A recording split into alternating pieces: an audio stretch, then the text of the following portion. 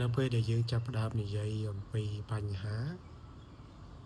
នៅលើពិភពលោកនេះមានបញ្ហាជាច្រើន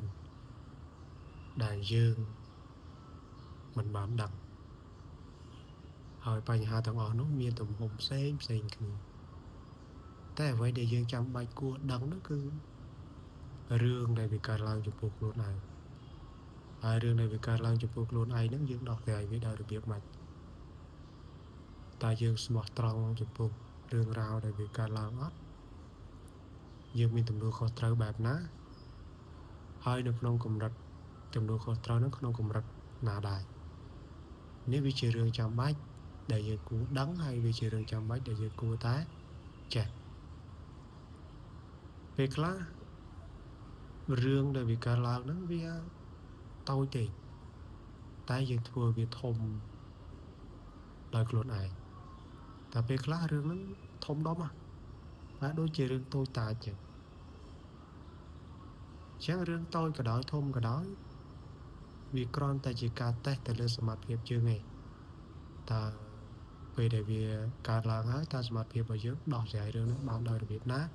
ក្នុងទំហំប៉ុណ្ណាហើយកម្រិតណានេះវាជារឿងចាំបាច់ហើយគ្មានអាទិទេពណាគ្មាននរណាម្នាក់មកជួយយើងក្រៅពីខ្លួនឯងទេវាជាការល្អដែលយើងស្វែងរកជំនួយនៅក្នុងការដោះស្រាយបញ្ហាតែជំនួយយើងហ្នឹងគឺមានកម្រិតគេហៅថាមានដែនកំណត់មានវិសាលភាព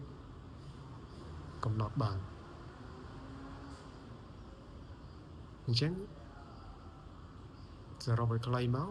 រឿងរ៉ាវក្នុងโลกនេះច្រើនណាស់យើងមិនអាចដឹងអស់ទេតែអ្វីដែលយើងគួរដឹងគួររៀនសូត្រគឺរឿងរ៉ាវជីវិតខ្លួនឯងហើយជីវិតខ្លួនឯងហ្នឹងវាកើតឡើងដោយកម្រិតណាទម្រង់បែបណាកំណត់ត្រឹមណាហើយយើងដោះស្រាយវាក្នុងលទ្ធភាពបែបណា